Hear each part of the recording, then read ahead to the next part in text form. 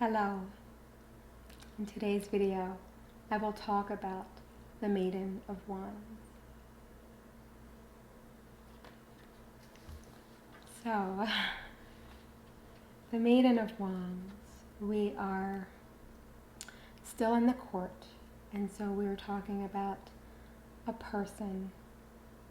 It could be the querent or someone in the querent's life, and the basic kind of quality of this energy is like this young, immature, feminine kind of manifestation of this energy.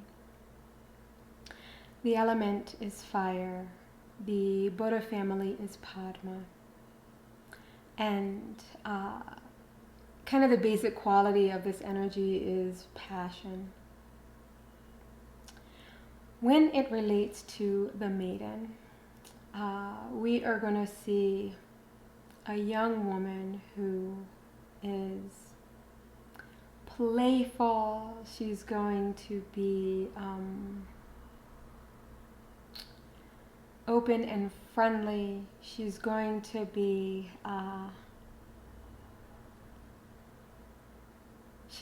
like vulnerable and trusting.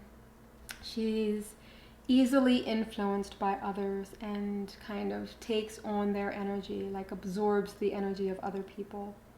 And so she's going to have these loose boundaries where it's going to be hard even for her to decipher between what is real and true for her and what she has taken on because she's trying to please someone else. She is going to be the kind of person who lacks foresight. She's not going to see how her behavior impacts others as she doesn't see how others' behavior impacts her. She's going to have kind of like when I say like this loose boundary, it's kind of like this very fluid kind of boundary between self and other. And that's going to kind of get her in trouble at times because she'll say yes when she doesn't really mean yes. She's not sure if she means yes. She'll seldom say no because she wants to please others. She can be superficial and she can be kind of caught up and obsessed with appearances, how things look, how things seem. Is going to be more important than the essence of whatever is going on. Like, she would rather please her friends than actually have some kind of confrontation where she has to call them on their stuff, or where she's being called on her stuff. She's going to kind of change her mind or try to fit into whatever the mold is that someone else has created for her.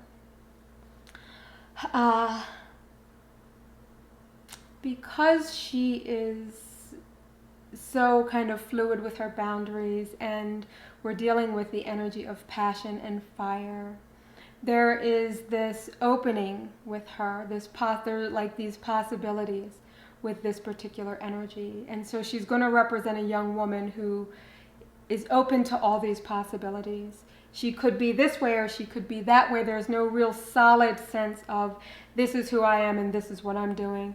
There's this more kind of fluid and flexible idea of self and what she's doing and who she is and that kind of thing.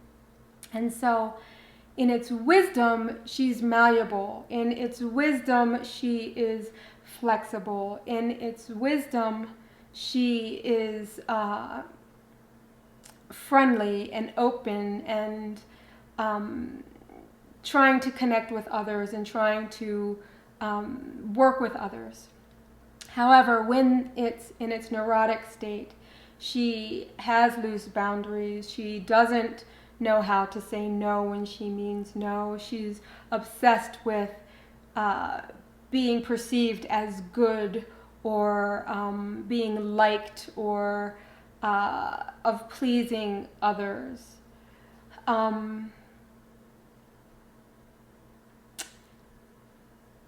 This particular card, when she was coming alive, she was one of the cards that I would say was fun to develop.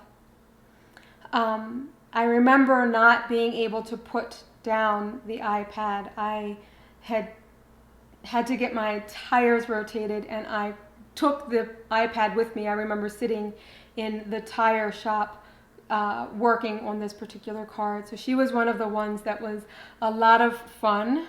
And one of the ones that like I could not put down for the life of me. I couldn't put down until she was done. This is one of the cards in the biracial family. I often think of her as more identified with her mother, and I'm not sure. There's no, like, I don't have some intellectual reason for that, but as she was coming alive, she felt like she was very much identified with her mother, though she carried, of course, her father with her. Her identification and the way that she moves around in the world is more in line with how her mother moves around.